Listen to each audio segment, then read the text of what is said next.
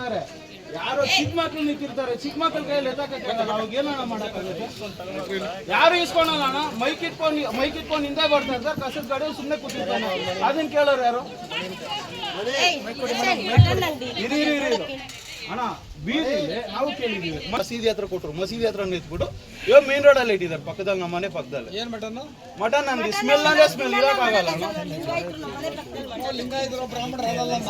ಅಣ್ಣ ಅದಲ್ಲ ಅಣ್ಣ, ಗೊತ್ತಾಯ್ತು ನಮ್ಗೂ, ಅಲ್ಲಿಟ್ಟು ಸ್ಮೆಲ್ ಇರಕ್ಕಾಗಲ್ಲ ಅಣ್ಣ ಪಕ್ಕದಲ್ಲಿ. ಇವಾಗ ನೀವ್ ಹೇಳಿದ್ರಿ ಅಲ್ಲಿ ಬಾಂಬ್ ಇಡ್ತಾರೆ, ಸೌಂಡ್ ನಿದ್ದೆ ಬರಲ್ಲ ಅಂತ. ನಮ್ಗೆ ಸ್ಮೆಲ್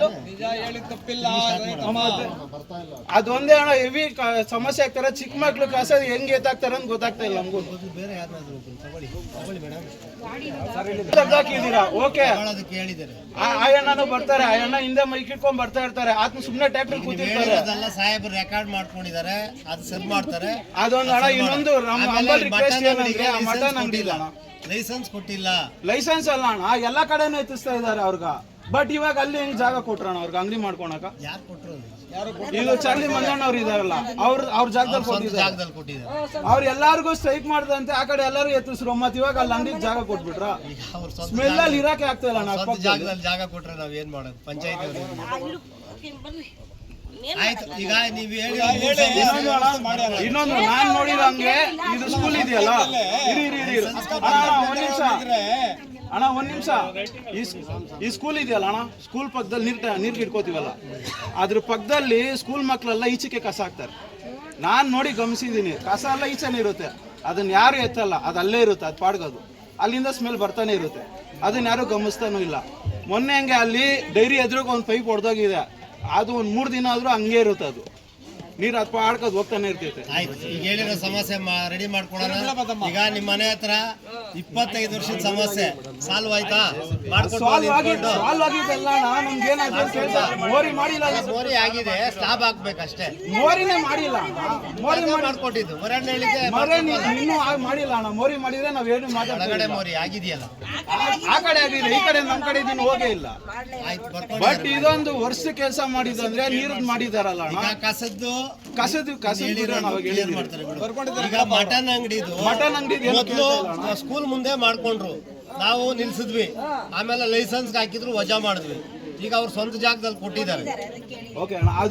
ಮೊನ್ನೆ ಇದು ರೋಡ್ ಇದು ಮಾಡಿದ್ರಲ್ಲ, ವಾಟರ್ ಲೈನ್ಗೆ ಮೋಟರ್ ಅದೇನೋ ಮಾಡಿದ್ರಲ್ಲ, ಅದಂತೂ ವರ್ಷ ಕೆಲಸ ಅಣ್ಣ. ನಮ್ ಬೀದಿಲಿ ಒಂದು ಕನ್ಸ್ಟ್ರಕ್ಷನ್ ಮಾಡ್ತಾವ್ರೆ, ಆ ಕನ್ಸ್ಟ್ರಕ್ಷನ್ ಲಾರಿ ಬಂದೈತೆ, ಅದು ಅಲ್ಲೇ ಕುತ್ಕೋಗ್ಬಿಟ್ಟೈತೆ, ಅದನ್ನ ಯಾರು ಮಾಡಿಲ್ಲ.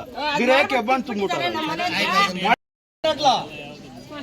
ನೋಡ್ರಿ ಮೇಡಮ್ನವ್ರೆ, ಸ್ಮಶಾನಗಳು ಸ್ಯಾಂಕ್ಷನ್ ಆಗಿದೆ ಸರ್ಕಾರದಿಂದ, ಅದನ್ನ ವ್ಯವಸ್ಥೆ ಮಾಡಿದ್ದೀರಾ ನೀವು ಪಂಚಾಯತಿನಿಂದ? ಕನಕಳಶಾಪುರದ್ದು, ಸುರು ಜಕ್ಕನಹಳ್ಳಿದು ಅವೆಲ್ಲ ಯಾರೋ ಕೆಲವರಿಗೆಲ್ಲ ಸ್ಯಾಂಕ್ಷನ್ ಸರ್ಕಾರದಿಂದ ಆಗಿದೆ, ಅದನ್ನ ನೀವು ವ್ಯವಸ್ಥೆ ಮಾಡಿಕೊಟ್ಟಿಲ್ಲ ಅವ್ರಿಗೆ. ಮಾಡಿ ಅದು ಮಾಡಿ ತಕ್ಷಣ ಮಾಡಿ ಹೇಳಿ ನಾವೆಲ್ಲ ಮುತ್ರಾಗ್ಬಿಟ್ಟಿದ್ದೀರಿ. ಆಮೇಲೆ ಒಂದ್ಕಲ್ಶಾಪುರ ಗೌರವನಲ್ಲಿ ರಸ್ತೆ ಒಂದಿದೆ, ಅಲ್ಲಿ ನಮ್ಮ ಇಡೀ ತಾಲೂಕಿನಲ್ಲಿರೋ ಫ್ಯಾಕ್ಟ್ರಿಗಳಲ್ಲಿ ಇರೋದೆಲ್ಲಾನು ಕಸ ತರ್ತಾರೆ, ಪ್ಲಾಸ್ಟಿಕ್ ಆ ರೋಡ್ ನಲ್ಲಿ ಹಾಕ್ಬಿಡ್ತಾರೆ. ಅವಾಗ ನಾನು ಗಲಾಟೆ ಮಾಡಿ ಎತ್ತಿಸ್ತೀನಿ ಪಂಚಾಯತಿಯಿಂದ, ಇವಾಗ್ಲೂ ಹಾಕ್ತಾನೆ ಇರ್ತಾರೆ. ಅದು ಗಬ್ಬು ವಾಸನೆ ಹೊಡೆದಲ್ಲಿ ಓಡಾಡಕ್ ಆಗೋದಿಲ್ಲ. ಅದಕ್ಕೆ ನಿಮ್ ಲಾರಿ ಬರುತ್ತಲ್ಲ, ಅದ್ರಲ್ಲಿ ಸ್ವಲ್ಪ ಬಿದ್ದಾಗ ಎತ್ತಿ ಅದ್ರಲ್ಲಿ ಹಾಕೊಳೋದಕ್ಕೆ ವ್ಯವಸ್ಥೆ ಮಾಡಿ ಬಂದು ತನಿಖೆ ಮಾಡಿ. ಅದು ನೆನೆ ನೀವು ಫೋನ್ ಮಾಡಿ ಹೇಳಿದೆ ನಿಮ್ಗೆ, ಮಾಡಿ ಅದನ್ನ ವ್ಯವಸ್ಥೆ ಮಾಡಿ ಕ್ಲೀನ್ ಮಾಡಿ. ಅದೆಲ್ಲ ಗಬ್ಬು ಕಲರ ರೋಗ ಬರಬಾರದು ರೋಗಗಳೆಲ್ಲ ಬರುತ್ತಮ್ಮ.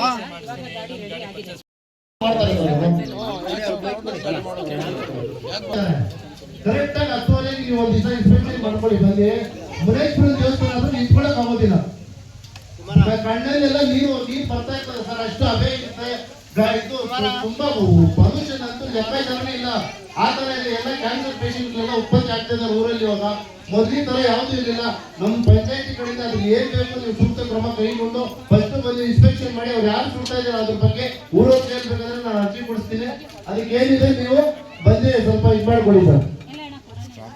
ಅಲ್ಲಿ ಬೇರೆ ಊರಿನವ್ರು ಯಾರು ಬಂದು ಸುಡ್ತಾ ಇಲ್ಲ. ಅಡ್ಡೂರೇ ಈ ಕಡೆ ಕೇಳಿ, ಬೇರೆ ಊರಿನವ್ರು ಯಾರು ಬಂದು ಸುಡ್ತಾ ಇಲ್ಲ.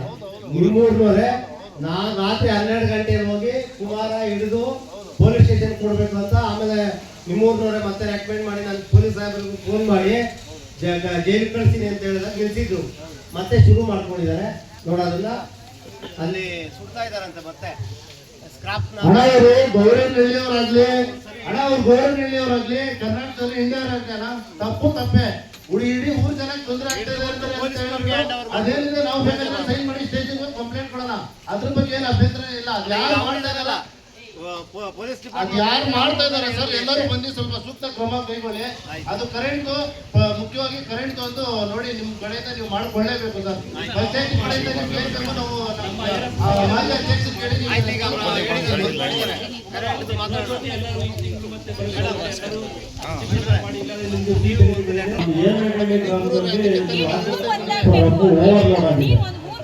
ದಿನಕ್ಕಿಲ್ಲ ಅಂದ್ರೆ ಒಂದು 20 ಸಲ ಕರೆಂಟ್ ಹೋಗುತ್ತೆ, ಸಿಂಗಲ್ ಫೇಸ್ ಆಗುತ್ತೆ. ಪ್ರತಿದಿನ ನಾವು ಫೇಸ್ ಮಾಡ್ತಾ ಇದ್ದೀವಿ. ದಯವಿಟ್ಟು ಯಾಕೆ ಅಪ್ಗ್ರೇಡ್ ಮಾಡಬಾರ್ದು? ಈಗ 60 kV ಮಾಡ್ಕೊಡಿ. ಊರಲ್ಲ ಬಿಲ್ಲು ಕಟ್ತಾರಲ್ಲ, ಯಾಕೆ ನೀವು ಮಾಡ್ತಾ ಇಲ್ಲ?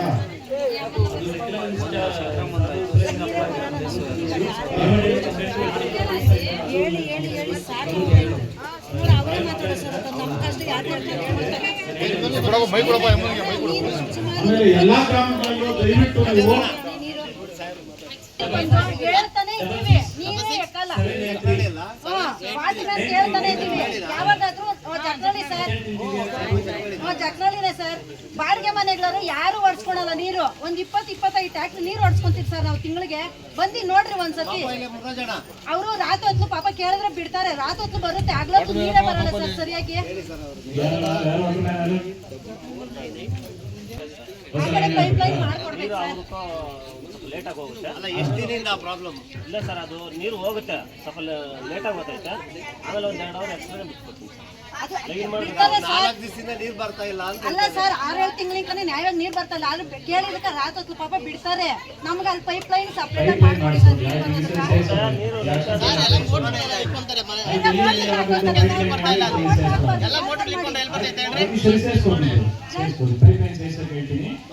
ಪೈಪ್ ಲೈನ್ ಹಾಕಿ ನೀರು ಬರ್ಬೇಕು ಸರ್. ಅವರು ಕೇಳಿದ್ರೆ ಪಾಪ ರಾತ್ರಿ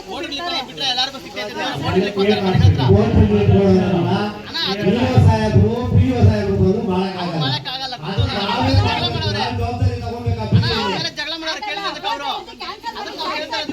ಮಾಡ್ಬಿಟ್ಟು ಕಂಪ್ಲೇಂಟ್ ಮಾಡು, ವಿಡಿಯೋ ಮಾಡ್ಬಿಟ್ಟು ಕಂಪ್ಲೇಂಟ್ ಮಾಡು. ಅವ್ರ ಮೇಲೆ ಜಗಳ ಮಾಡವ್ರೆ, ಅದಕ್ಕೆ ನಾವು ಹೇಳ್ತಾ ಇರೋದು. ಸಪ್ರೇಟ್ ಹಾಕೊಡ್ಬೇಕು ಸರ್. ನಮ್ಗೆ ನೀರು ತೊಂದ್ರೆ ಅಂದ್ರೆ ತೊಂದ್ರೆ. ಅಲ್ಲಿ ತಿರ್ಗಾ ಮೋರಿಗಳು ವಾಸನೆ, ಬ್ಲೀಚಿಂಗ್ ಪೌಡರ್ ಹಾಕಲ್ಲ.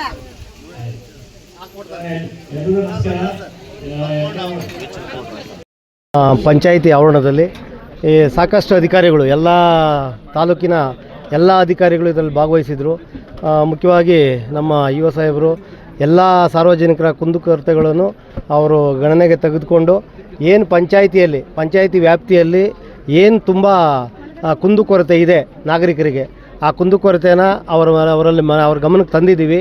ಅವರು ಎಲ್ಲ ಪರಿಶೀಲನೆ ಮಾಡಿ ಹಂತವಾಗಿ ಅದನ್ನು ಎಲ್ಲ ಕ್ರಮ ಜರುಗಿಸ್ತೀನಿ ಅಂತ ಹೇಳಿದ್ದಾರೆ.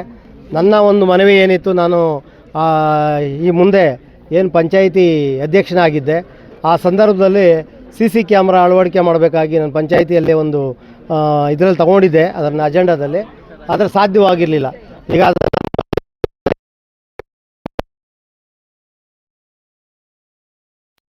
ಜಾಸ್ತಿ ಆಗಿರೋದ್ರಿಂದ ಅದನ್ನು ಮೊದಲು ಕ್ಲೀನ್ ಮಾಡಿ ಅದಕ್ಕೆ ಬ್ಲೀಚಿಂಗ್ ಪೌಡರ್ ಸಿಂಪಡಣೆ ಮಾಡಿ ಸೊಳ್ಳೆಗಳನ್ನ ಅವಾಯ್ಡ್ ಮಾಡಬೇಕು ಅಂತ ಕೇಳ್ಕೊಂಡಿದ್ದೀನಿ. ಸಾಕಷ್ಟು ಸಮಸ್ಯೆಗಳಿತ್ತು.